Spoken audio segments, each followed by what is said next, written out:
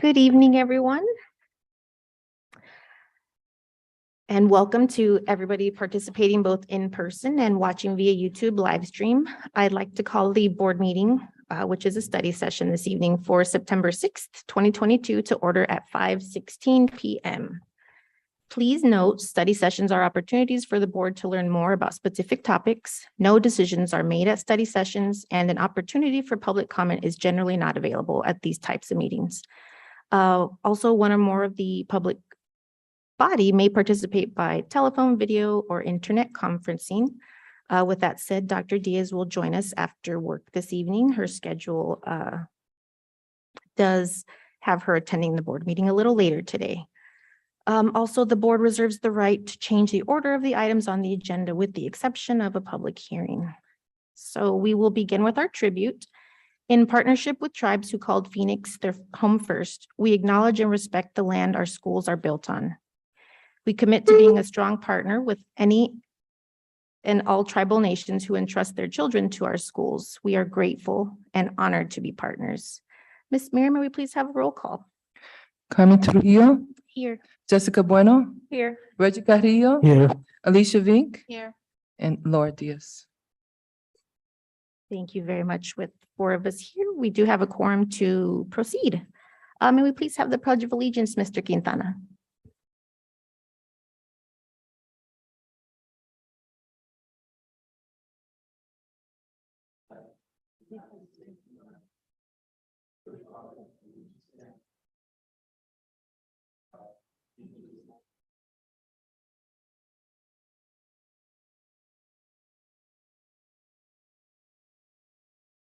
Thank you very much. With that, we'll move on to the adoption of our agenda. Dr. Davila Hagigat, do you have any recommendations for the agenda this evening? We'd like it to be as it stands. Wonderful. Do we have a motion to approve the agenda as presented this evening? Jessica Bueno, so moved. Thank you. Do we have a Reggie. second? Alicia Vinco, second. Thank you very much. Ms. Miriam, may we please have a roll call vote to adopt the agenda this evening? Carmen Trujillo, Aye. Jessica Bueno, Aye. Reggie Carrillo, Aye. Alicia Vink. With 4 in favor, the motion passes, and we will move on to item number 5 with our receive and discuss our average daily membership and our budget this evening. Who will be presenting, Dr. Davila Hagigat? We have a couple of people tonight. Okay. First of all, President Trujillo, Vice President Bueno, and board members along with cabinet. We thank you for this opportunity to discuss our budget and proposed compensation plan. We have today Mr. Quintana and Dr. Diaz taking us through the presentation. So I'd like to invite him over to the podium. Thank you very much. Welcome, welcome. Good evening. Good to see you all. Thank you, Dr. Hagigat, and good evening, governing board members, fellow district colleagues, and the viewing public.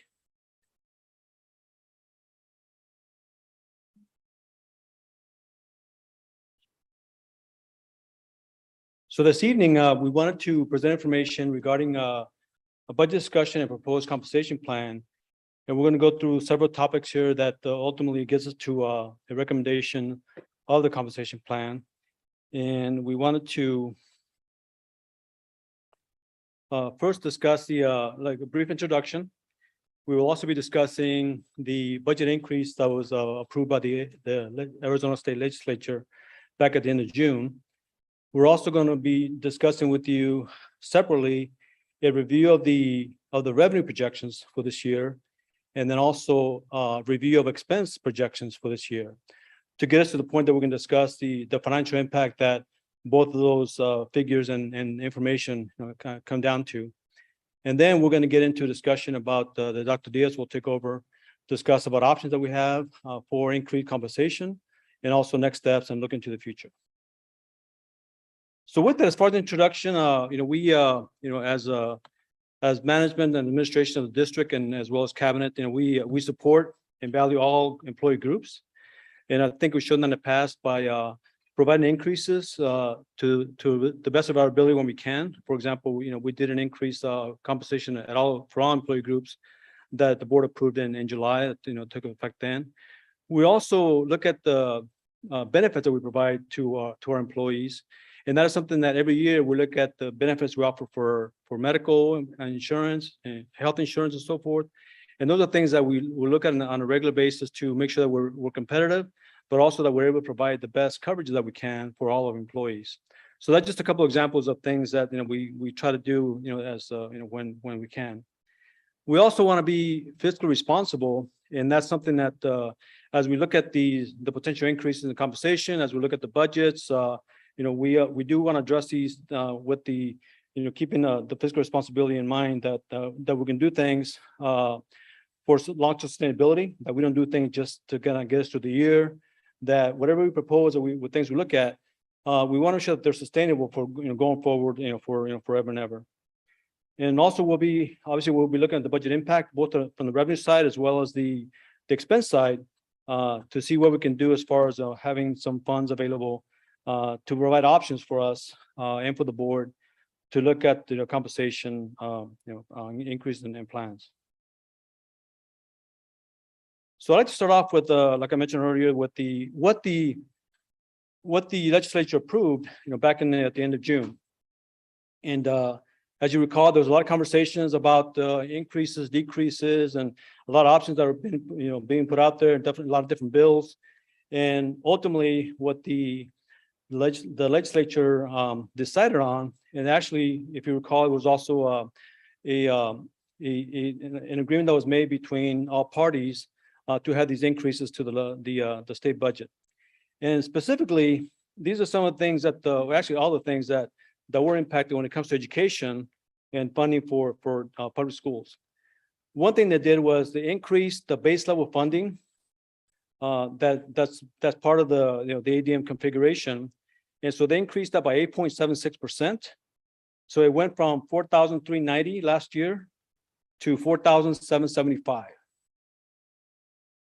And another thing they did was they eliminated this option that they took every year in the legislature, where they increased by 1.25% to the base level for school districts associated with additional monies for teacher compensation. So that's something that I'm not sure how many years, but at least for several years, that was almost an automatic increase that the legislature approved, for teacher compensation. They eliminated that option this year, so that the 1.25%, increase will not take place. It did not take place this year. So in some way, it offset the increase of the 8.76, by that 1.25 reduction. They also increased the weights for children who receive special education services from 0.093 to 0.292, which on an average basis, it comes out to about $950 per pupil. They also established a new increase, which there's something new that they put this year called the basic state aid formula, and that's to the tune of 0.018% to the base, which is approximately $86 per pupil, and this is for children and students eligible for the federally free and reduced price lunch program. And do you know how many of our children are eligible for this free and reduced price lunch? The majority are going to benefit because most of our schools are free and reduced lunch programs. I think with the exception of the Shaw or so there's most of our schools are part of the federal reduced program. So most of our students are going to qualify for this. Yeah. Do we have a number? It's going to be based on the ADM. So whatever the ADM is, it should increase that, that by that amount. No, my So- question is about the children eligible. What Yeah, is we that don't- number? Vice President Bueno, we don't have a number for you right now, but it's certainly something that we can get for you. Thank you. And they also increased the district additional assistance by 11.44% for the year. So those cumulative, those are all the changes. They increased and decreased in some cases on the overall budget and funding for the schools this year. Mr. Quintana, for the increase in base level funding, though that's a state average, state ADM average for students is the 4,775. And then, is that correct? Or is that That- specific to our school? That's in general for all schools. Yeah. Okay. Thank you. So next, I wanted to talk about the impact that on the revenue projections for the year. And before I do that, I wanted to explain a little bit about how we come up with an estimate for ADM. Because that's what's having a big impact on us this year, with our ADM projected to be a little lower this year than the last year. And we wanted to kind of go through some information that discusses enrollment and attendance. So the first chart here is basically a percentage of the number of students that attend our schools, pretty much, on a daily basis, compared to the enrollment figures that we have for as a whole, by school and also as a whole. And so if you look at this, tracking from day 1 through day 19, it ranges from 95%, the first day, 92%, the more recently, and some numbers in between, obviously. Overall, we have an attendance percentage compared to enrollment of roughly about 91, 92%, which is the 91.6 figure that at the bottom. And obviously the number will fluctuate a little bit, each day, because we do take attendance every day. And so this is something that we track, on a daily basis. The other number here that really makes up kind of the formula for our ADM is our attendance. And if you look at the attendance here compared to enrollment, we track this in this case, the 3rd day, the 5th day, the 10th day, and so on to all the way to the 22nd day, just to give you a sense of how many students are attending every day compared to enrollment, and also to see if there's an increase, especially in attendance as we move forward.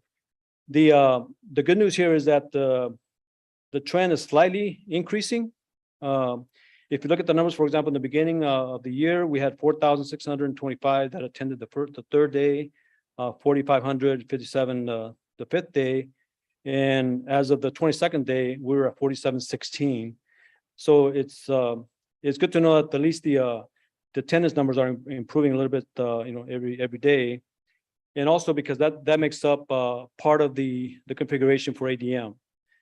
So based on this information and the breakdown of the type of students that we have in different classifications, we estimate right now from a report that we generate from Synergy, we estimate that the ADM, if the trend continues, will be at 4,668 through the 100th day. And obviously that will also fluctuate. If we do see an increase in attendance, that'll go up. If we see a reduction in attendance or a decrease, then it'll go down. But right now, that's our best estimate of where we think we're going to be. So you're talking about for the Arizona Department of Education or the legislature or both, on the 100th day of the school year, so based on when the school year starts, so our school year started August 4th.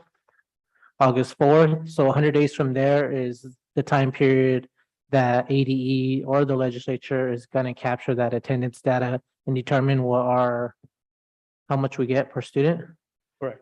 Not how much we get, but how much ADM we get, for the year. And that's at 4,775. Right now, it's estimated to be the 4,668, as far as the ADM, and the rate that we get for that is going to be based on the changes the legislature made in the beginning. So Where- so I guess that pertains to my other question, was asking that 4,775, is that the average for all school districts? And then was wondering, what are we actually getting from that? So what we're getting is, for every student, we get the base level, which is 4,775. And then incrementally, we're going to get additional ADM based on these other categories, whether there's students, for example, that are attending, that are part of the free and lunch reduced program, or that receive special education services. And so that's where the ADN that we get is going to be really based by district and based on the population that we serve here at our school. But the base itself, in the 4,775, everyone gets the same amount initially. That's what they call it, the base. and it'll increase after that based on the other parts of the calculation. So that's for the 23-24 school year? That 4,000, because I'm wondering if it's 4,775, how come here the estimated for this school year is 4,668? So I'm wondering, does that 4,775 go into effect for the 23-24 school year? No, it's For for this this school year. year? It's for the Okay. 22-23. For, that started, we get that base as of the start of the school year this year. Okay, but it's supposed to be increased to that 775? It increased from 4,390. That was the base level last year. Mhm. And this year that increased to 4,775. That's the 8.76 increase in the base. Okay, so that's how much we're getting, because I'm just thrown off by this 4,668 estimate. Okay, so, That's not money. That is our attendance. Oh, that we okay. had. Yeah, so I think I'm following you.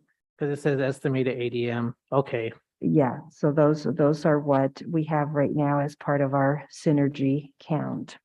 okay, I got it. Thank you. yeah, so one thing is what I'll call a ADM rate, if you will, for lack of a better word. So there's a dollar rate that goes, for each ADM that we get. So this 80s, the 4,086.68, that's the actual figure that's estimated. That's gonna be multiplied times the base, to get to a dollar revenue, if you will. So yeah, one's a dollar figure and one's the actual count, if you will, count of The the student population. What's that? Is it the student population number? Yes. Okay. Yeah, it's the average daily membership. Yeah, I know that. I'm just wondering, because the 4,668, I didn't know if that was a population count or if that was the number of dollars, which is why I was being thrown Right. off. It's a population count. But again, the population count is based on the different categories that we have here at the district, because and I don't know the actual count, but in addition to these things that increased, this year, that are incremental to the base, there's probably like 10 others. There's 10 other categories that are part of that didn't increase or decrease. They just stayed the same. So I'm only showing you here the categories that were increased for the year, and not the entire list, because the list itself is probably like 15 different categories. For example, ELL is a category that we get incremental ADM for, but that didn't increase at all. It just stayed the same as last year. That's why it's not on this list. Okay, and then this decrease 1.25% that goes to additional monies for teacher. So that was eliminated, but still our base level still increased. Yes. Okay. For those budget increases, so does it say somewhere then like the total amounts for our district for each of those we're expecting, or am I missing it? Like, so it says, I think she asked, do we have the number of students for the lunch program, but do we have it says an increase of $950 per pupil. Well, what does that amount to for our students who receive special education? What's that amount for the district as a whole? Do we have those amounts for all of these anywhere in here or no? So the calculation, when we get this ADM figure here, the 4,668, okay, Synergy takes into account then the number of students that are ELL or free reduced lunch. So we don't have the specific numbers for those, but the calculation, well, it looks at the population that we have, of students that are attending, and it says, okay, I'm going to use this factor here. Let's say it's, I don't know, 200 kids that are ELL. So that 80, that increase on here, it will affect the 200 students that are part of that category. So there's no way to determine what is the overall amount that we're getting per student, because that number is going to vary depending on the classification of the students that that are attending our school.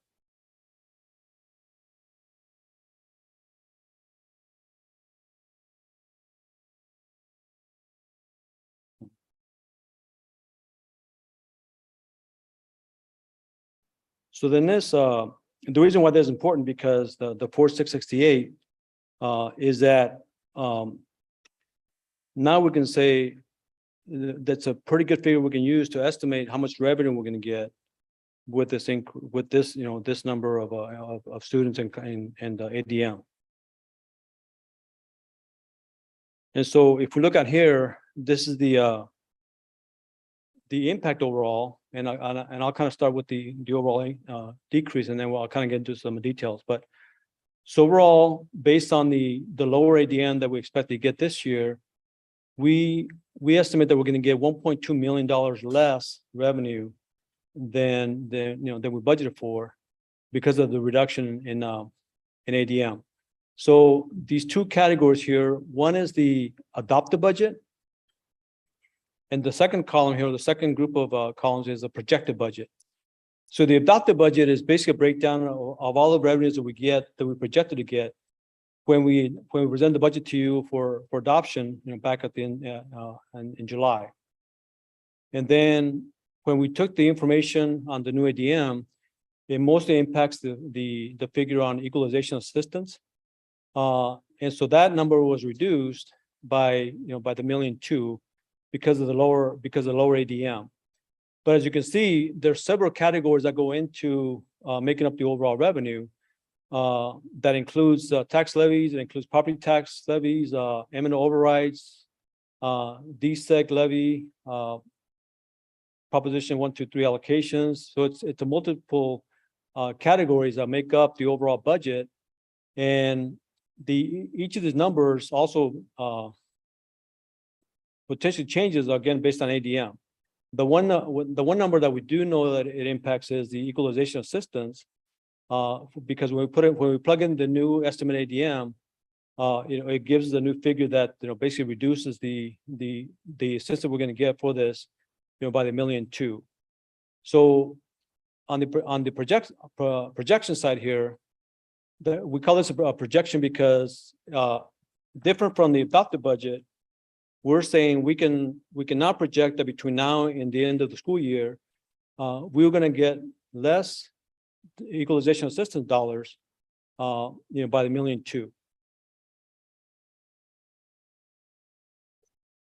And what is equalization assistance? That is it's a configuration that's made up of the ADM dollars, because they take the information again based on the population that we have, and when we put in the calculation from the state, because the state gives the calculation formula that's in the budget timesheets, and it gives us the number here that we expect to get from basically from the ADM and other things. So the equalization is it's a combination of the ADM as well as if we don't have, like, if there's certain thresholds that we're not getting enough money for a certain part of the school or certain students, then they give us additional equalization dollars to try to make it more equitable across all districts, that we get more funding for certain things that we might have the population for to serve. And so that's an accumulation of of what the figure is, but mostly it's made up of the ADM figures, and that's why it's decreasing by the $1.2 million.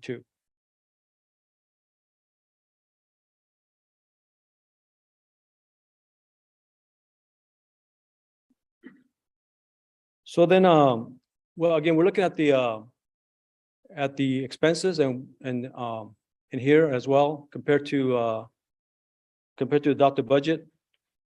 If we look at this kind of by in categories here, we're showing the expenses for the adopted budget, which is the first column, and the other critical column is going to be the projected budget. And so what we're trying to do is come up with an estimate of expenses that we expect to have for the year, that we can look at to see if they're still valid or not.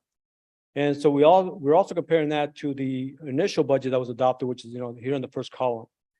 And so to give you an example here, we came up with a preliminary budget that basically took into account the $39 million worth of expenses for payroll expenses. And so at the time, this is about a week and a half ago, we took a snapshot of all the current positions that are in the system now that we're paying for, including the benefits. And so that figure was basically, came up to $39,085,000. Okay. It does not include any positions that we have that are vacant, but are to be filled, hopefully, as soon as possible, as soon as we're able to hire somebody for those positions. And the other figure that it has on here is the expenses that we anticipate for the rest of for the year that are non-payroll related. So the $7,085,000, that is the expenses that we expect to expend for the entire year that are non-payroll related. So That then could- what is an example of those expenses? That's going to be, supplies. It's going to be like some maintenance things that we do, like, maintenance work that we do at the schools and so forth, that, materials for maintenance and things like that. So it's really it excludes any kind of capital fixes because that comes out of the bond money or the capital dollars. So these are going to be things that we need for supplies, maybe some, small equipment, things that are not, capitalized. And, it's an accumulation of the things, but it's going to be probably mostly supplies. Are there salaries included in those? No, there's no salaries. However, if we do have, for example, an expense where we are paying for someone's rate or expense, if they're a contractor versus an employee. So sometimes when we have a need to hire somebody, then we can hire them, and we might put them on a contract with a particular vendor. So that'll go in this category instead of under salaries and expenses. So it does include some of those expenses, and they're really the salary, but they're paid through a contractor. Okay, so reducing by 200-ish students reduces our expenses for things like supplies by $1.2 million. Yeah, so this is not, that's not the reason we came up with the way we came up with this figure. This figure is based on when we initially did the budget at 8.2 million of those expenses. The finance folks, they took all the expenses that we had for the year at that point in time. And then also any encumbrances that were there that were going to be expended before the year ended on June 30th or June 30th. And what happened here is that there were some open invoices out there in the system that was part of the 8.2 million here in non-payroll expenses, that when the end of June came, they were not going to be legitimate expenses that we're going to pay for, that we didn't have that service or product to pay for. So it really reduced the overall expenses by the $1.2 million because of those open invoices that were there that were not expended. So it wasn't a result of the students. It was more a result of having expenses that were out there that were encumbered, but ultimately the service wasn't either provided or the product wasn't delivered, and so we don't have that expense going forward. Okay, and then sorry, I do now see the difference between the salaries and benefits and the expenses line. But in the salaries and benefits line, we decreased by 1.7 million. And that is based on what? A reduction in 200 students, or what? And what does that equate to? Yeah. So what happened here is we said that we took the first figure, which was all the employees that were on payroll and were being paid for. And again, it did include the vacancies that are will be filled shortly. So obviously some faster than others.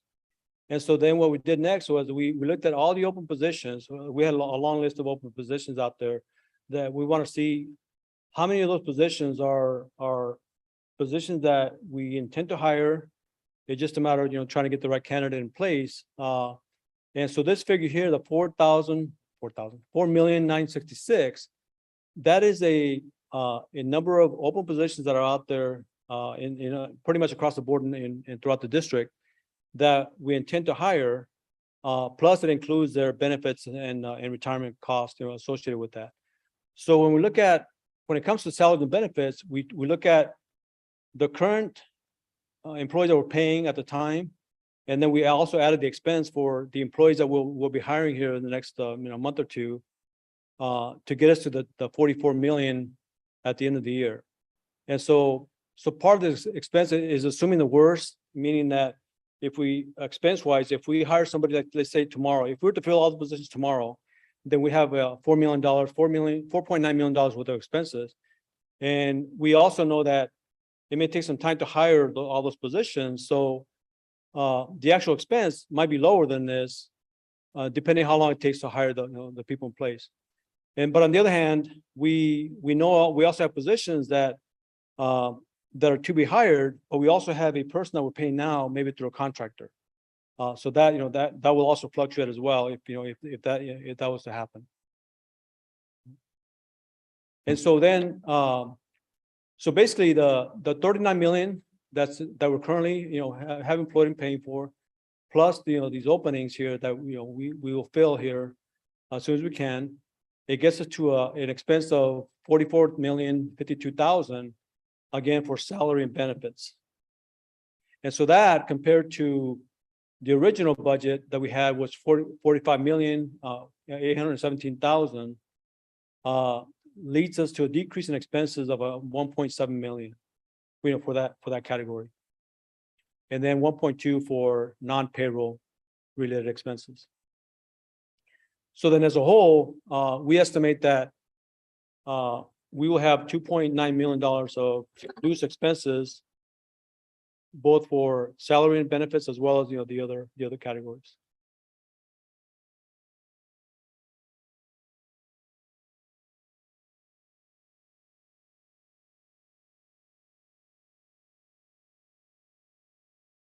So the good news here is that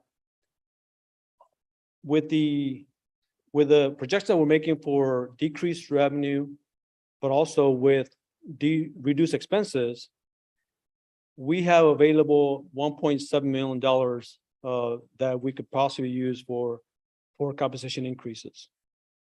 So that's where the effect of these two figures, if you will, make up this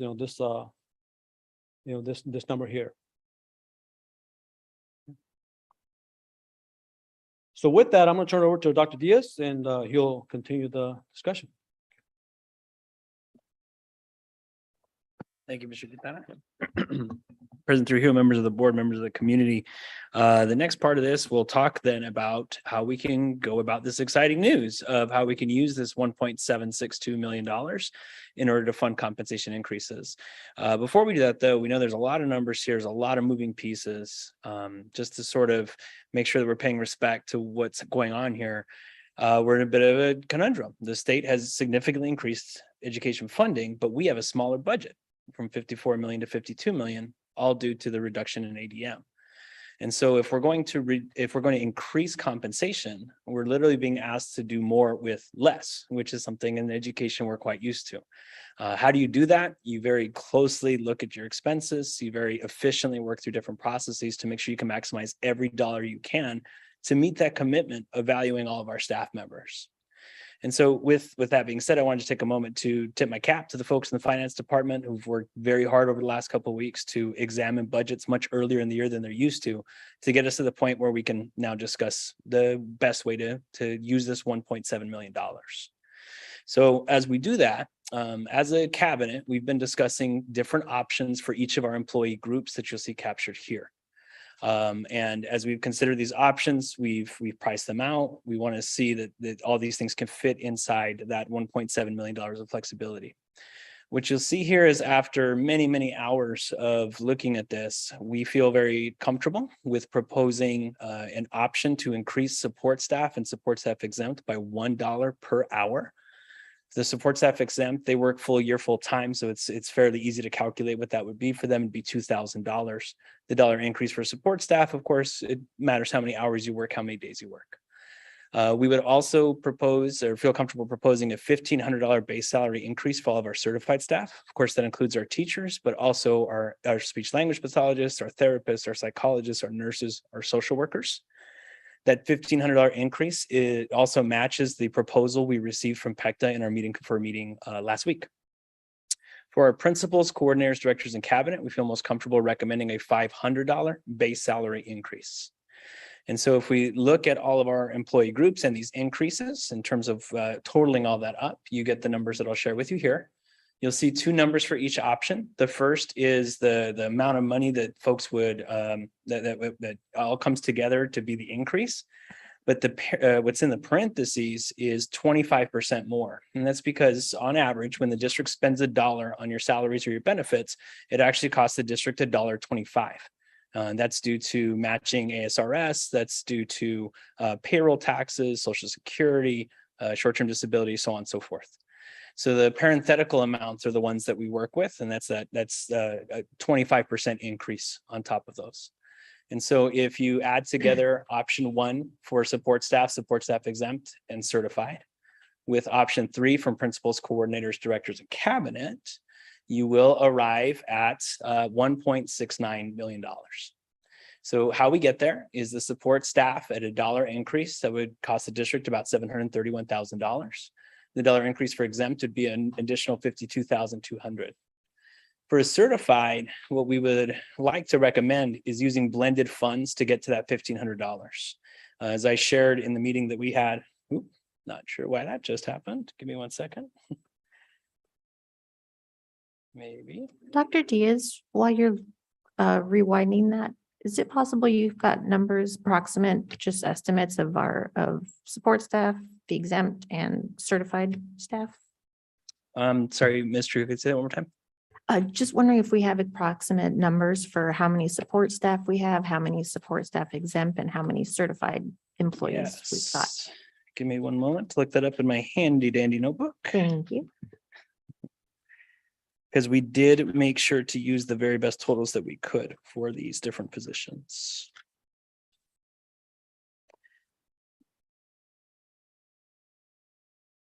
So I don't have the support staff number, unfortunately, in front of me, but I'll make sure I get that to you. In terms of our certified, it's in the low 400s, about 410 to 420. We also have, of course, 14 principals, 9 directors, and 17 coordinators. But I'll make sure that I get the specific numbers to you in an update. Thank you. Was that 17? Yes. Okay, sorry, I wasn't too sure. Thank you. Okay. So going back to our totals then, and getting up to that 1.69 million. What I was saying about the certified staff, as we shared in our last board meeting, the increased revenues that we're seeing in the M&O budget, we're also seeing in classroom site fund, and that's due to inflation and classroom site fund being based on sales taxes. We believe that there's a pretty healthy amount in there that could sustain a $1,000 increase to the classroom site fund base salary supplement for the next several years. And so with that $1,000 and then the $500 coming from M&O, that's how the certified would get to a $1,500 increase in salary. And then the principals you'll see for $500 costs about $8,700. For the coordinators, directors, cabinet, about $18,000. Once we put all that together, again, we get to that number of 1.690005. The lion's share of which comes out of M&O, $1.1 million. And then the classroom site fund, the tune of $586,250. Now, all those vacant positions, if we were to hire every single one of them tomorrow, it would add an additional $343,000 to this. And so we are also glad that it does fit within the flexibility that we want to make sure that we're staying in when it comes to what's available.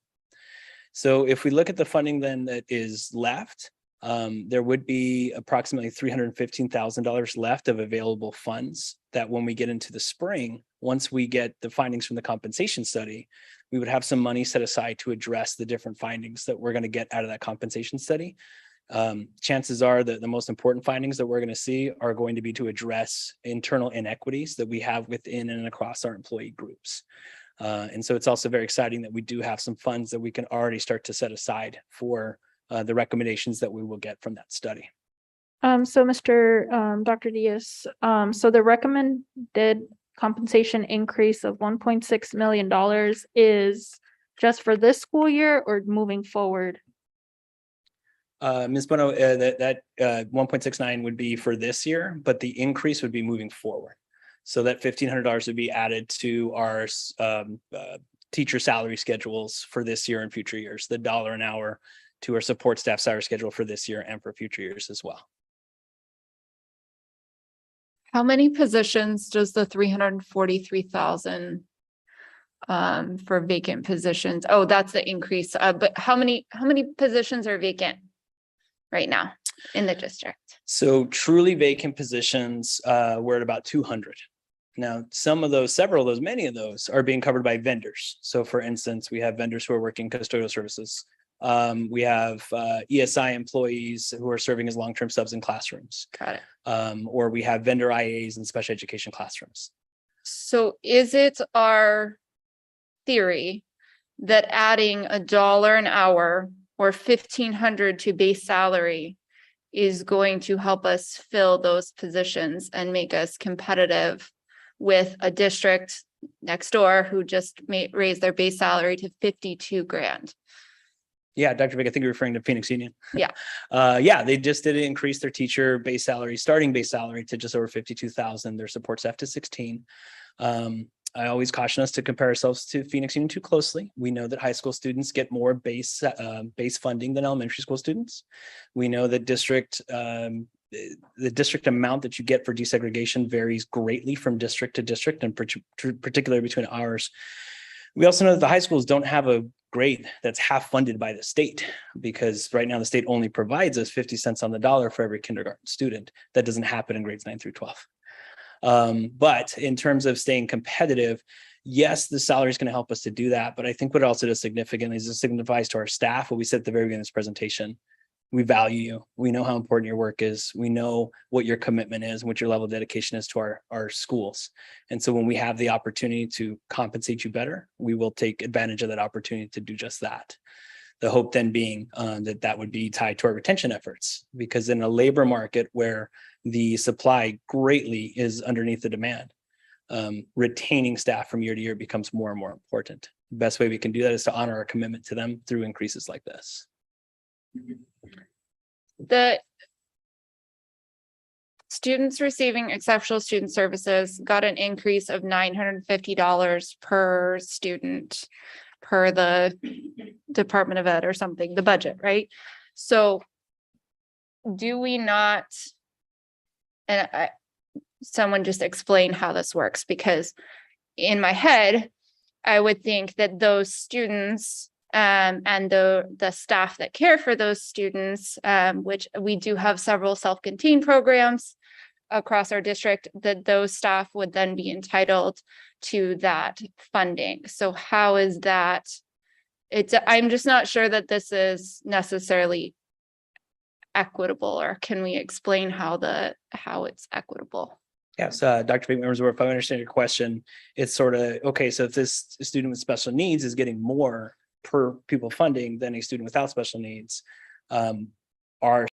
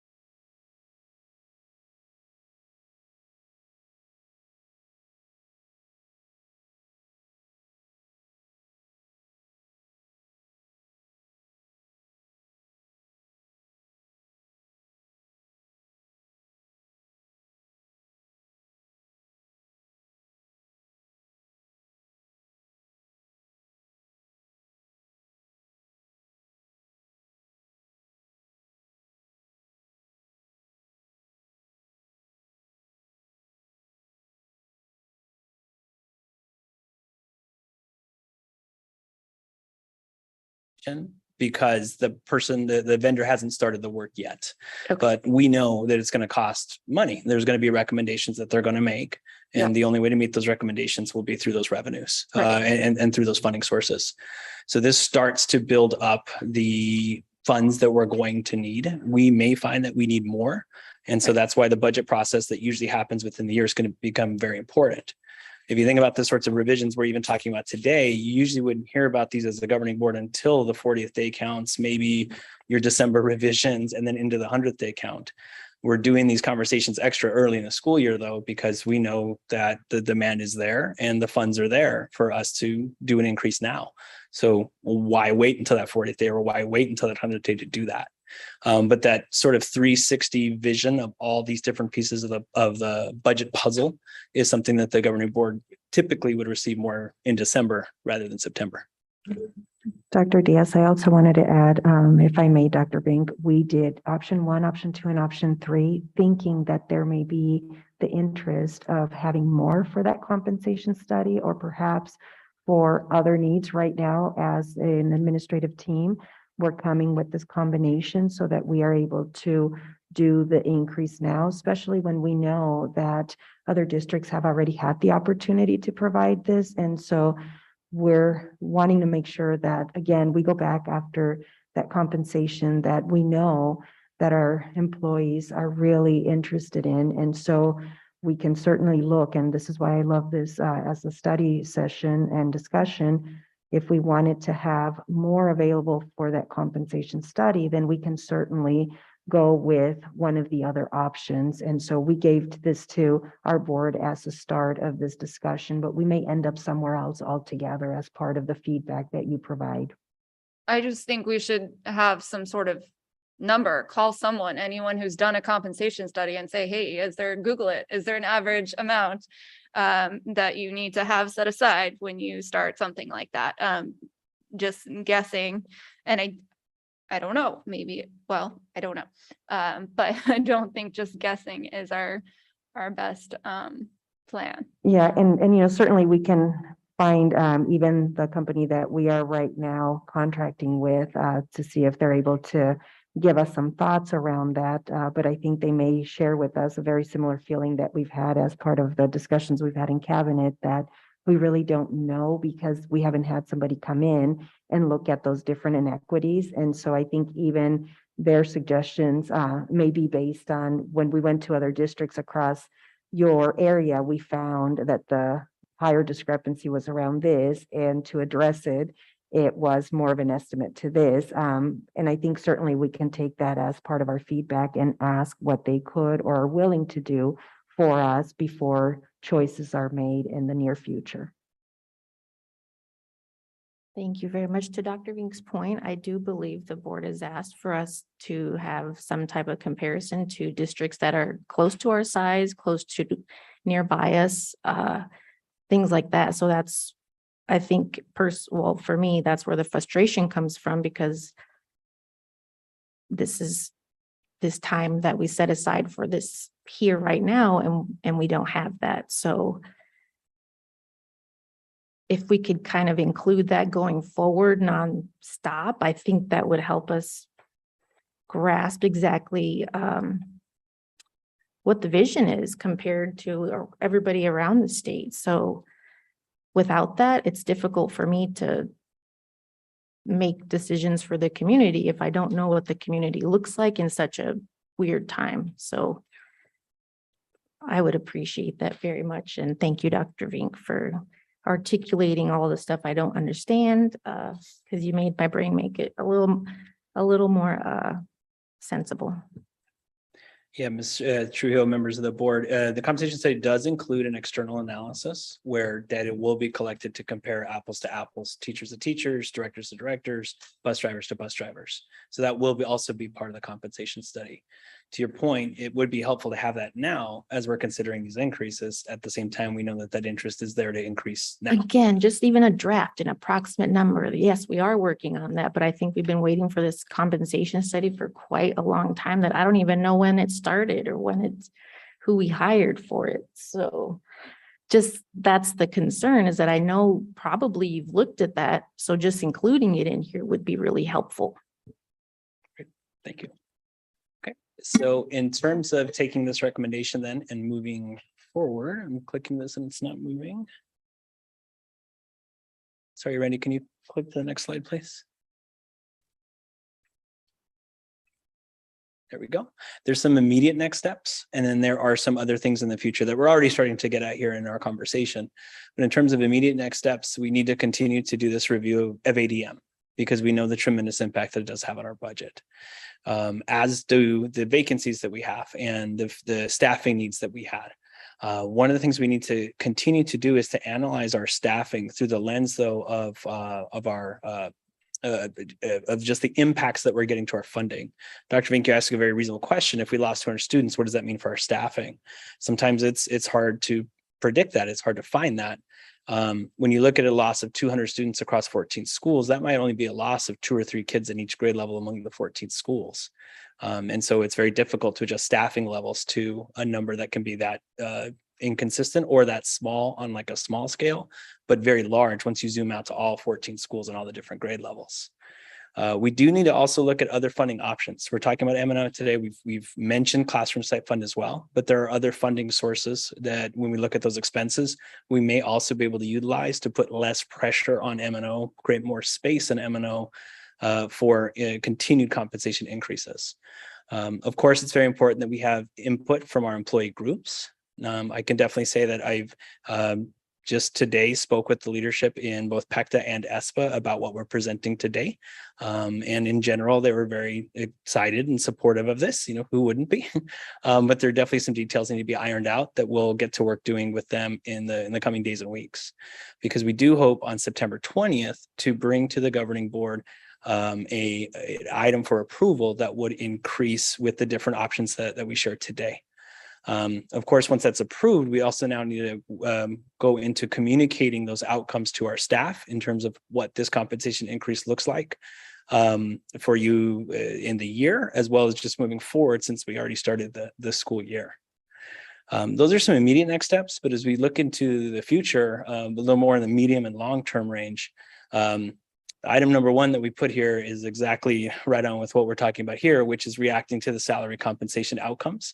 We do expect to get the results of that study in March or April of 2023, based on the vendor that we'll bring to the governing board for approval. And in those compensation study outcomes, we will see opportunities to reduce inequities within and across employee groups as funding allows, as well as to, if we need to, catch up to what we're seeing market standards being across districts. Also looking at the future, we do need to address the sustainability of these salary increases over time without relying on our carry forward. Going back to earlier in the presentation, you saw the ways in which we're still using carry forward to essentially cover the lost funding that we're getting from decreased enrollment. That carry forward would one day run out. And so we do need to make sure that we are operating within our means and not always counting on a carry forward to be there for us. We do need to continue then to sustain our organization needs as we see the decreases in ADMs, taking very close looks at what we need at different schools in terms of staffing, in terms of supplies and whatnot, to make sure again that we're maximizing every single dollar that we receive. That includes our facilities. So another thing that we're doing with the budget currently is we are using capital funding to balance some of these M&O expenses. We would like to support facilities maintenance with that capital funding. And so it's another reason to tighten up our different operating procedures within M&O. And then, of course, we want to zoom out to make sure that we understand compensation certainly is your salary and your hourly wage, but it's also the other benefits that you're offered. One of the reasons that you see a decrease in our benefits and salary expenses from last year to this year is we've procured a new benefits plan that was less costly to the district than the one that we had in years past. At the same time, I always use this as an opportunity to remind us that we believe we are the last elementary school district in Maricopa County that offers a free PPO medical and a free PPO dental to all staff. We want to keep it that way. And so when the insurance committee comes together in the springtime, it's going to be important to view compensation through that as well. And so with all that being said, there are, again, just so many different moving pieces to this. There's so many different pieces to this puzzle. But I really hope that what we have done here today is to show that when we receive extra funding, our first thought is what's going to best support students. What we know is going to best support students in this case is having the very best staff and taking care of them when they're here. And we know that to do that, compensation matters greatly. So that's why we feel comfortable with this proposal, that even though our budget is shrinking, even though our ADM is declining, we feel comfortable increasing our compensation because we know that's going to meet the needs of our students in the short term. It's going to meet the needs of our community in the long range too. Thank So you, that Dr. Diaz. concludes our presentation. We'll be happy to take any questions that you have. On that note of taking care of our children, I'm still stuck on the 200 vacancies. And I think I kind of wanted to know more about those vacancies tonight and how that was affecting our students. And then how we're using this money to attract new staff, fill those vacancies with permanent people. I understand that we have contractors and subs and whatever, but do we actually have subs in all of our vacancies? Are they like, I guess now we have two different terms and that's kind of throwing me off. We're calling them vacancies, but they're not, they are being temporarily filled. How many positions aren't temporarily currently, this is getting filled. I understand what you're saying. Right? And what does that look like for our students in the classroom tomorrow? Yeah, and today, Right, well, because they're feeling those as But well it's 6 today. o'clock. It's a great question, Dr. Bing. I did make sure to get the very best numbers I did have in terms of what the breakdown is of these vacancies. And they're a little all over the place. But we do right now have 8 vacancies in our transportation department. We're looking for 6 bus drivers and 2 bus attendants. Raising everybody's wage by $1 is certainly going to help in the recruitment effort, particularly for those drivers. We are currently experiencing vacancies of around 50 people in child nutrition. That does not mean that we've missed a single meal. That does not mean we haven't met any of our outcomes, but it does mean that people who are here are working very hard and are stretched very thin as they are meeting the needs of all students at all different schools. We currently do have 15 vacancies in our custodial services. Those are all currently being covered by vendors. And then our peer program currently has 24 vacancies. The good news is that our peer wait list has considerably dissipated. And so this is one of those places where we would look to say, well, do we really need to hire those 24 peer aides? For the purpose of providing the best peer program we can, we did make sure to keep those 24 peer positions in the budget, because if we find those folks, we would hire and we would grow the program through that way. I think the ones that most impact students directly, of course, are going to be the teacher vacancies. Of the 50 teacher vacancies that we currently have, 19 of them do not have a long-term sub in place or a vendored position in place. How many and- students, I'm sorry to interrupt you, but approximately how many students does that affect? Yeah, it depends on the position. So for example, over at Emerson Elementary, we have a vacancy in art. Well, that's going to impact every single student at Emerson because there isn't an art class currently. Also impacts every single teacher because it's one less special that's going to offer prep time for teachers. Versus a school like Capital currently is lacking a 5-6 language arts and social studies teacher. And so what it's done is it's taken 4 classrooms in 5th and 6th grade and consolidate into 3 homerooms. And so that creates considerable class sizes at Capital currently. Again, we kept that vacancy in the budget because we are actively recruiting and trying to find somebody to fill that 5th, 6th language arts or social studies position. So it really depends on what the position is and what school that it's at, but I can give a more detailed analysis and the board will be receiving that soon in the form of a board update. Okay. So 50 teachers, 19 without a sub of some sort. Okay.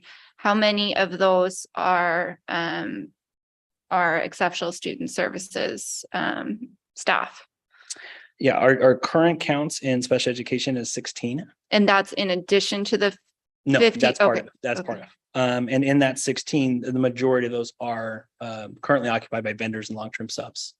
It's a pretty fluid situation. Some of those long-term subs are in a credentialing process. They just haven't got to the point of the credentialing process where they're going to qualify for the alternative teacher intern certificate. They will before the end of the year, though. So that type of a position is considered vacant because we don't have a contracted teacher in there, but the person who is in there as long-term sub is on the pathway to certification. And so that's where, again, you'll see that in the budget. And in terms of a student's experience in school, they may not feel that type of a vacancy, again, as much as we don't have an art teacher. Or I'm in a 5th and 6th ELA, or I'm in a 5th and 6th grade classroom right now that has more than 35 students in it because the 4th classroom doesn't have a teacher in it. So funding wise, what are we doing about the 19 vacant teacher positions? I'm sorry, you said funding wise? Yeah, like how, because again, $1,500 may not be enough to get someone to say, yes, I totally want to jump into this job in September. So what are we doing? Yeah, great question, Dr. Fink. In terms of the funding, it will bring our starting teacher salary up above $43,000. Certainly that's not the 52,000 that we're seeing from Phoenix Union, but 43 is still going to put us in a much more competitive place than other places. What it's really going to do is it incentivizes more for people to put themselves into a pathway into teaching. And that's one of the things we've seen, even though teacher salaries have increased considerably since 2018, not just in Phoenix Elementary, but all over the state. We're not seeing larger enrollments in teacher universities. There aren't bigger programs that are out there in terms of developing teachers. What you're seeing more of are career changers or staff that are already doing amazing work at schools as support staff, suddenly seeing the difference between what they're doing now and teaching being something that's worthy then of enrolling in a program. And so by getting that number higher and higher, we're going to really develop our grow your own pathways. We're going to develop our university partnerships. And those are all very exciting things for us in terms of getting to the point where we would have that fully staffed. I feel like that's a more long-term plan. Those students need a teacher tomorrow, right? Yeah, so each of those schools in those 19 vacancies is doing something different. So Yeah. the IEIS at Shaw is in a preschool classroom for all, if not most of each day, providing instruction to preschool students. That she used to be a preschool teacher. At some of our other schools, we're seeing the consolidations that you saw, or in some schools where the art teacher is missing, or I'm sorry, where the art teacher is vacant, there is a substitute that's there and able to provide an art experience, but certainly not the optimal art experience either. So can we use some of this 315,000 left to address compensation study to fill those 19 positions? Dr. Fink, we could. I'm not convinced, though, that even if we made that $50,000, we're suddenly going to see a new pool of applicants emerge unless they're leaving another district mid-year to come to ours. I see. Okay. Hi, this is Dr. Diaz-Nye. You guys may have already asked this question, and sorry, the Zoom cut out there for a while, but are we leveraging digital or like virtual teachers to perhaps fill in some gaps? So for instance, you know, we could do this a multitude of ways. Like one way is to externally hire a virtual teacher and then have, you know, a para in the classroom with, you know, maybe 1 or 2 classrooms. Or how are we equipping our teachers who are already in Phoenix L to virtually reach students at other campuses? Is that something that's being explored? Yes, Dr. Diaz, members of the board. Yes, it is. We have looked into different vendors that can do teleteaching, is sometimes what it's called, as well as the possibility of using our teachers expanding their reach using digital sources as well. In terms of teacher staffing and recruitment, that's definitely certainly worthy of conversation. And like I said, I think it's something that we can, we will definitely provide in a board update and perhaps something that we could discuss in more depth later too. Great. Thank you so much. I really appreciate it. There's one specific program that I know that is being supported by the Department of Education and ASU called Math Momentum. I'm not sure if you all have heard of that, but that, for instance, provides math teachers to districts where you would otherwise have a vacancy through a virtual teacher. Thank you for that, Dr. Diaz. Sort of coincidentally or ironically, I'm not sure what the word would be. We don't have any math vacancies. I never thought as an HR director of school district, I would say we're fully staffed in math, but we can't find an art teacher. And it's a very difficult time, obviously, in terms of teacher preparation, teacher recruitment and hiring. Oh, wow. That's interesting. Well, thank you for sharing. Why do you think that is? I mean, that's a very interesting statistic. Why do we? Dr. Vick, I definitely have some theories on that, and I think we could probably dive into that rabbit hole another time. But one of them is we're particularly good at retaining our math teachers. Why? Why? I think because over the past 5 years, they can see the compensation increases they've received. Their benefits package is remaining better than most other peers elsewhere.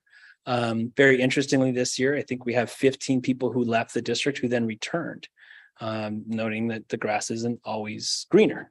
And so we've done a pretty remarkable job of retaining our math teachers.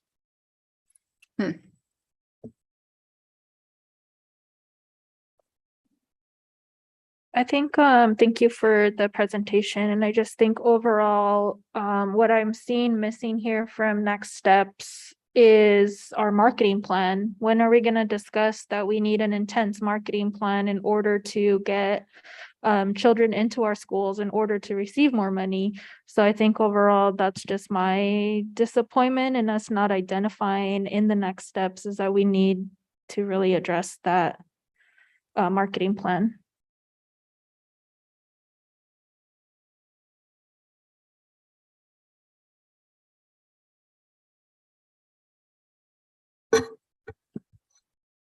Thank you, Vice President Bueno. So I just kind of want to I'm still trying to digest this information and process it and what it means for us. And some points weren't clear, so I'm just going to ask straight out questions. This might be to Mr. Quintana or whoever else. But so just from the budget increase by AZ legislature, what was the total budget passed by the Arizona State Legislature?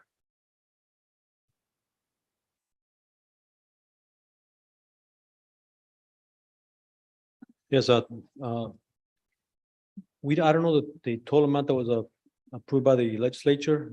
We have an estimate for the district, based on these, increases that were approved, and also based on the ADM population, if you will, of the school.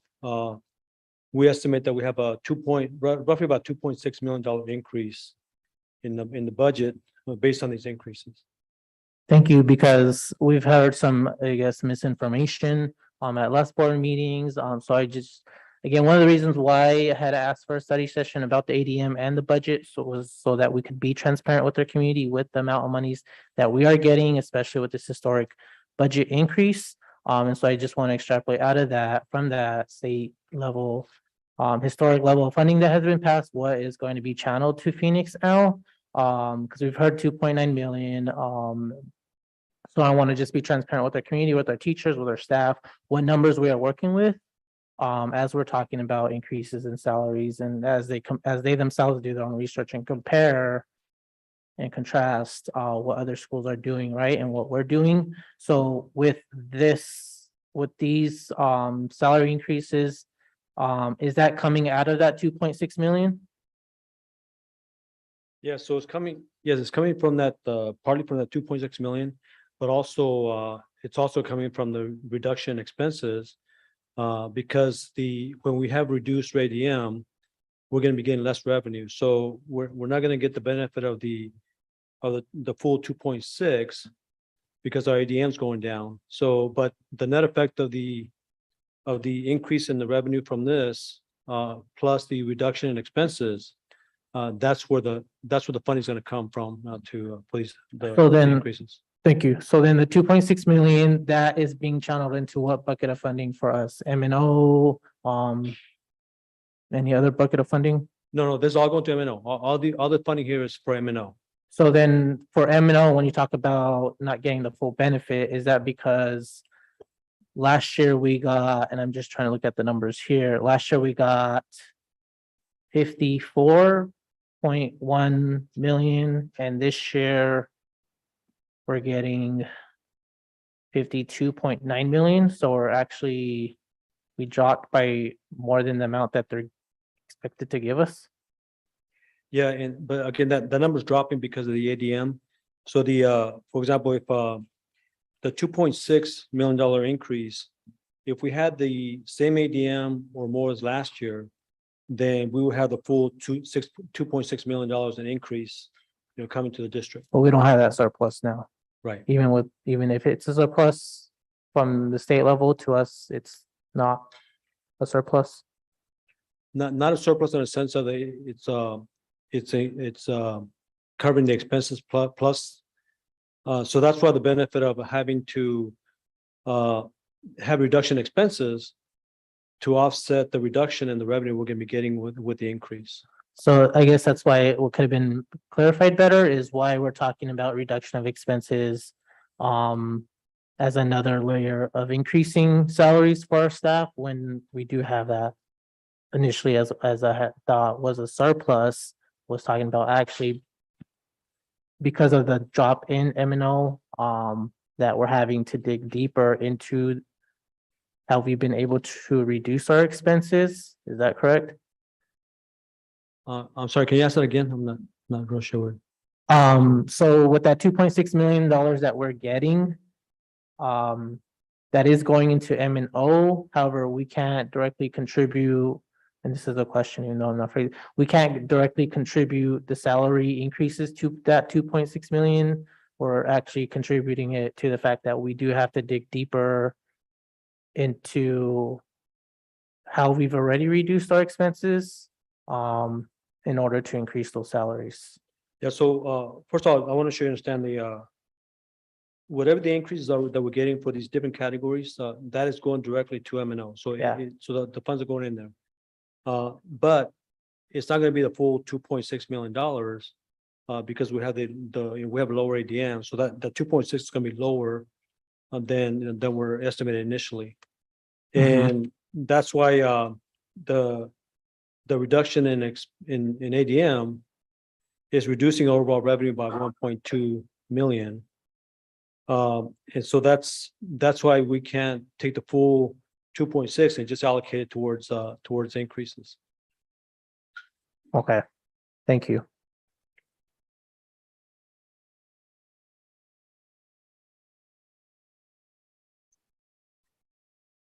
I have a quick question.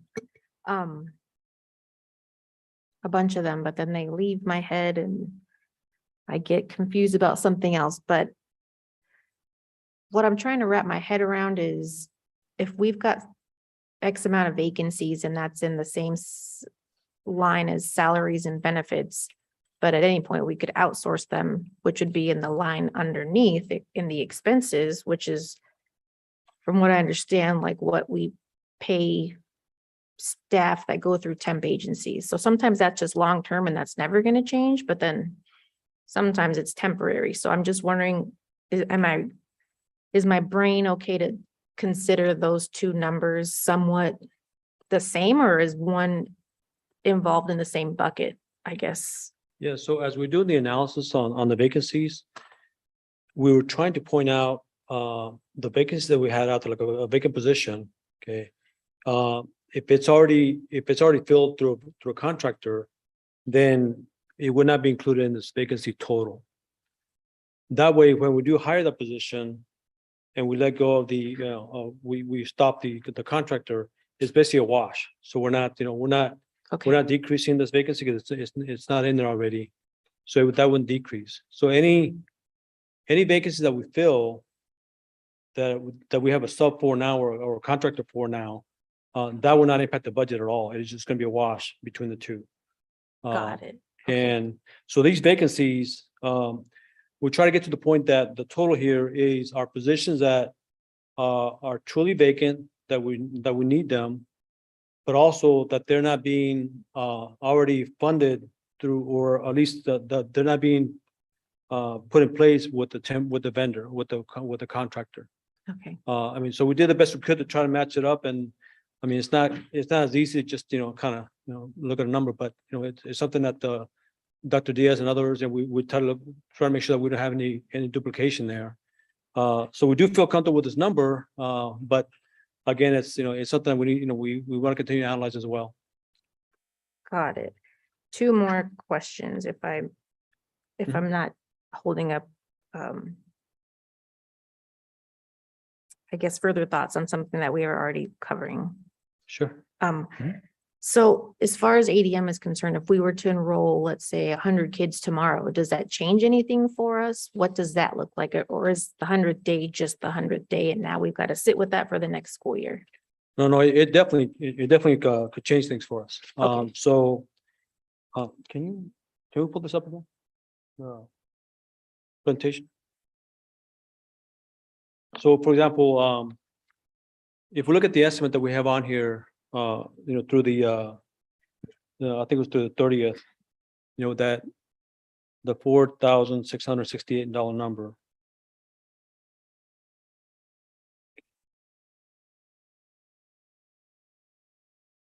Oops. Sorry.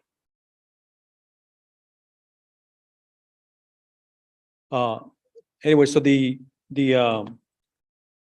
ADM is driven mostly from attendance.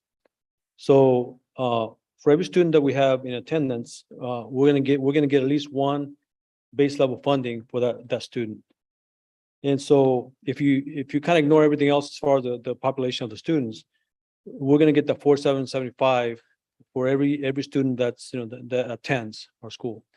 Now, if we do get an additional 100 students, let's say, next week, that'll change your going average, between now and the 100th day.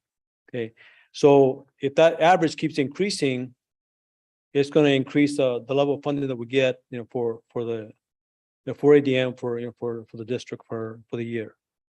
And it also depends on when they come in, right? So let's say that because the average attendance or daily membership is basically for the entire year. It's not just from when they start, when they come in. So the sooner we start increasing our attendance and the number of students that are coming in, the faster the average increases, so that by the 100th day, that those 100 students, they're part of the average calculation, and it's increasing throughout. So basically the 100, if we do get 100 more students, it will increase our ADM, and as a result, generate more revenue.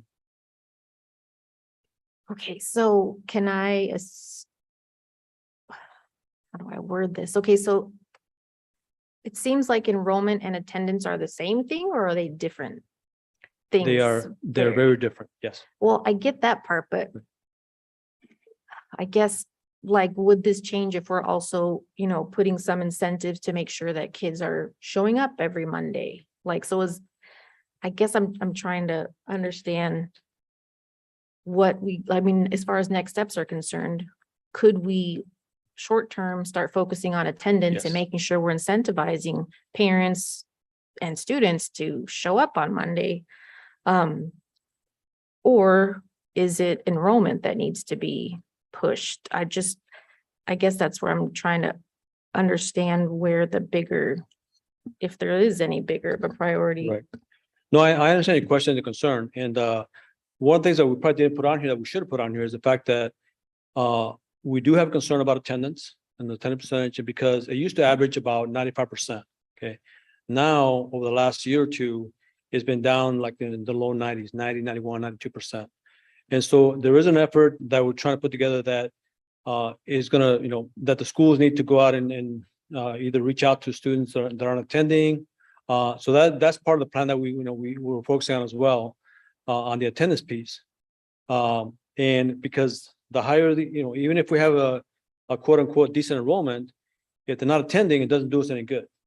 And so that we are focusing on attendance, and we're trying to put plans together that each school can take to say, how do we increase the attendance, each and every day.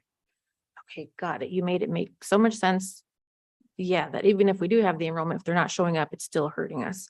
Right. Okay, so if we were to put marketing dollars into teacher incentives, recruiting, attendance, for our students, and then enrollment, where does that bucket of money look like? Is it the expenses line in here? It would be under the other expenses, the non-payroll items. So I was referring to, in this case, slide 8, on what the category is called expenses, that's basically all the non-payroll and benefit expenses. So if we do have some kind of marketing effort, or things I want to spend money on, this way it would come from it. It would be classified to this, this category. I think that was your question, right? Or no, maybe not. I was looking at my paper down here trying to see that name that you said. So which line would it be? Yeah, if you look at the, let me see if I can point to it. On this first column, for example, adopted budget.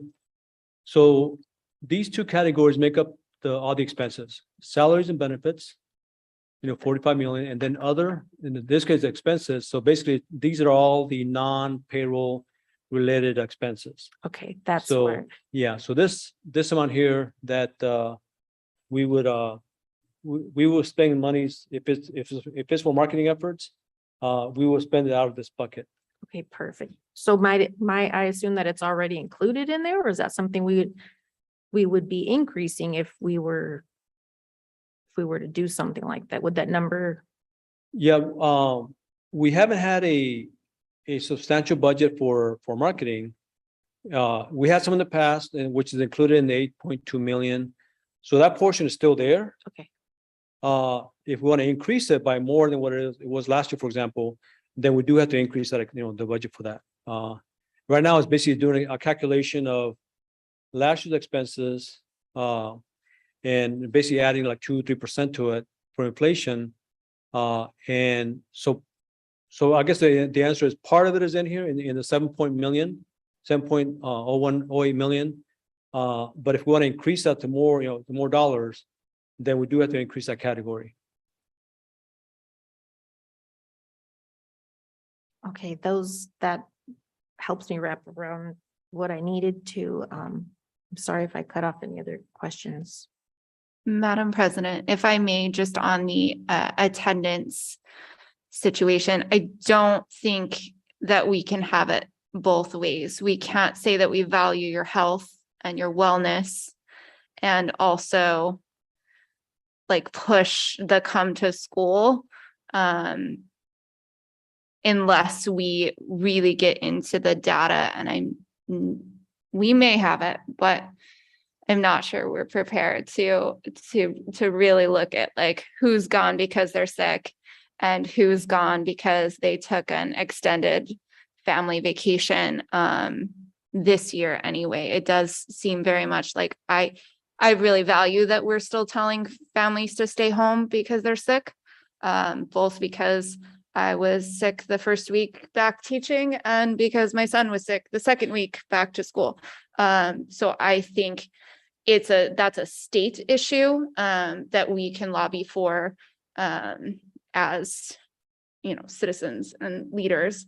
But as far as the district, and then I think we should go back, if someone can remind us at some point what we did. And I'm not sure who was here for that. Maybe it was you, Dr. Diaz.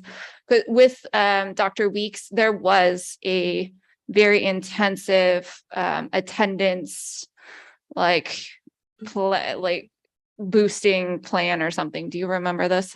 Were you here for that? Someone was here. Yeah, Dr. Vink, somewhat, yes. Yeah, it's But okay. You don't have to yeah, remind if us you look now. at like NCUS, National Center for Urban Schools and Teaching, they would say 97% is what distinguishes high performing urban schools from low performing ones. And we definitely had an initiative to track attendance at about 96%, I think is what we're aiming for in the 1920 school year. of course, like everything else that got derailed as soon as we got into the spring of 2020. And you're exactly right. Say we do have this tension right now when it comes to attendance, that we want to promote attendance. But if you look at these graphs, you see where the valleys are. And either a lot of people get sick on Fridays and Mondays, or folks are taking extra days. And so it's a tension that it needs to be navigated. It's never gonna, it's a tension. It's not one thing is right, one thing is wrong. It's just how can we walk this tightrope a little bit better? And I think we could definitely do that with our attendance. And Dr. Ving, to your point, we were discussing even as early as this morning, it's no longer perfect attendance. We're calling it reasonable attendance. And so we were brainstorming this morning because we know we have an attendance challenge with our students, but also in some cases with our adults. So we really need that extrinsic motivation that will hopefully in the future turn into intrinsic motivation, but we need that push. Thank you for pointing that out. I definitely 5,000% agree that when we're sick, that's paramount. Absolutely. However, it's our job to make sure we're presenting options for our students when they can't, because maybe their mom is sick or something like that. So I guess what my brain was just kind of even envisioning was us making some plans or priorities to offer different ways that our students could attend when they're sick.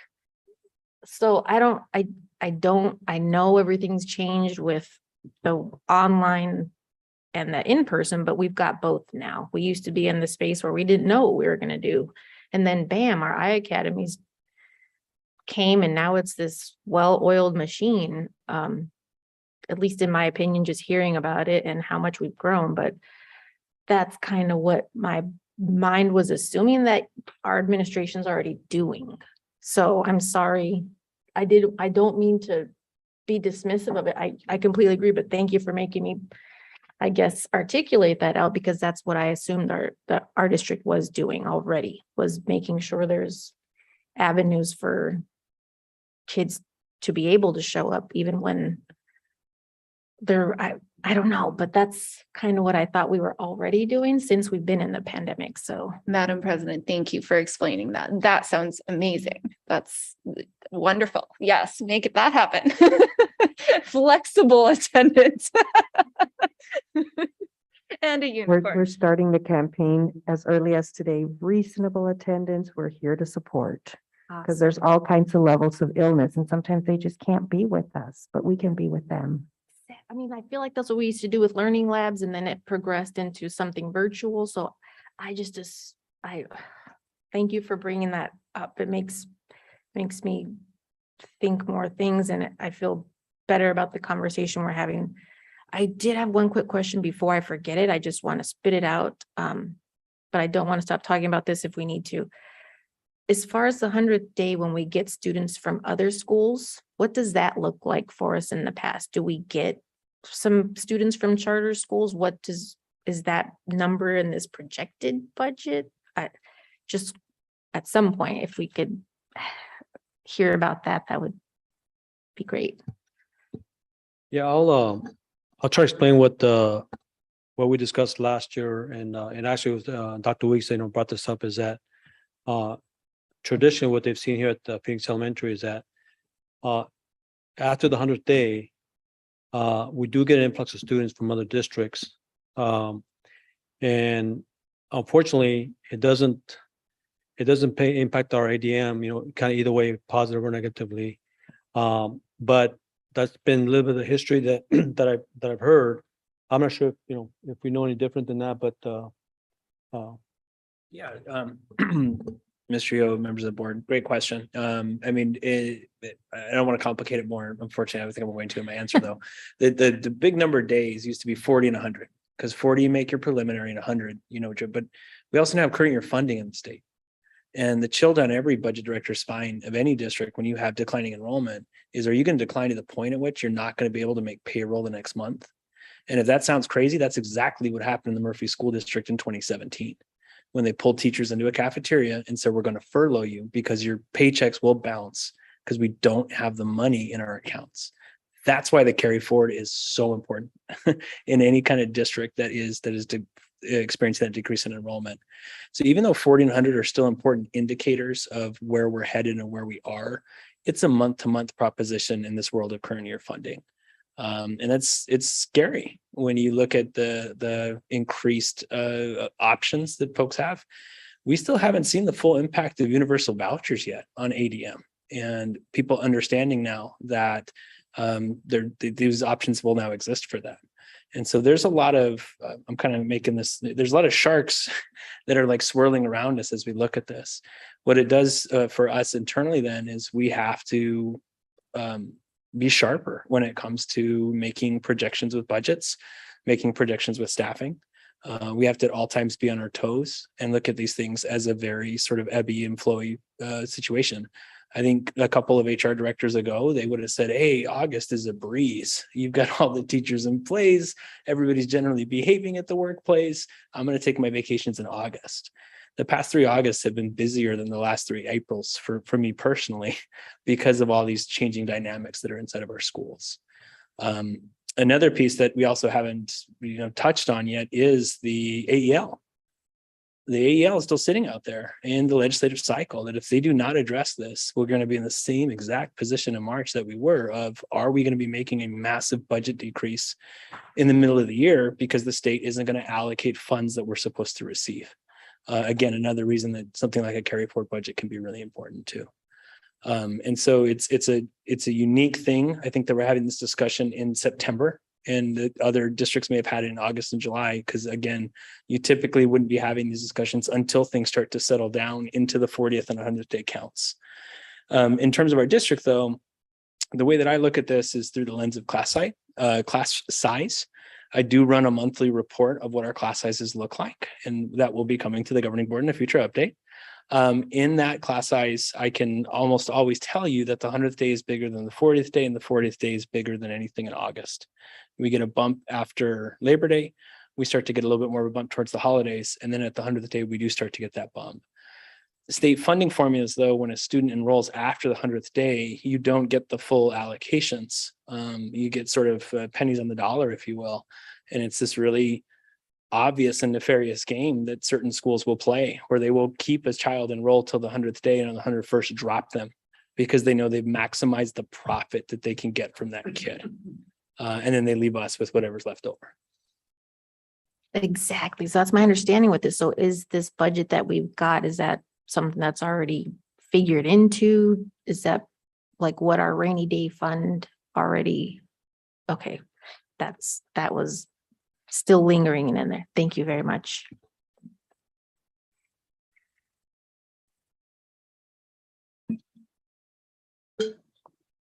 They're great questions, and I know we're talking about very complex things. And in the sea of that, to be able to tell our staff we're also going to get to $15 an hour is going to feel really good. That we're going to get beginning teacher salaries above $43,000. When 5 years ago they were under $38,000. That's also going to feel pretty good. And I think it's also going to feel great for our staff to know that when we have the flexibility to do things, we do them.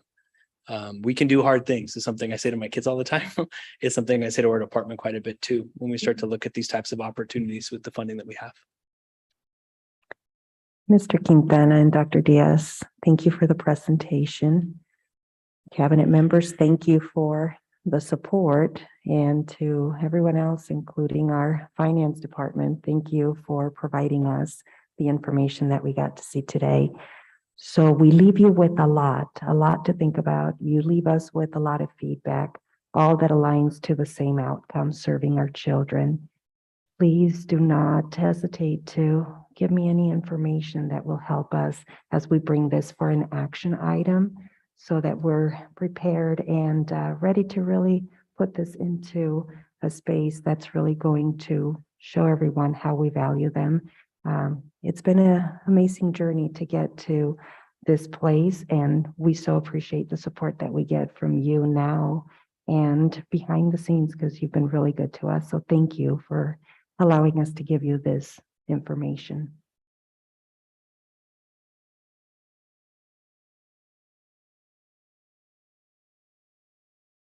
Thank you.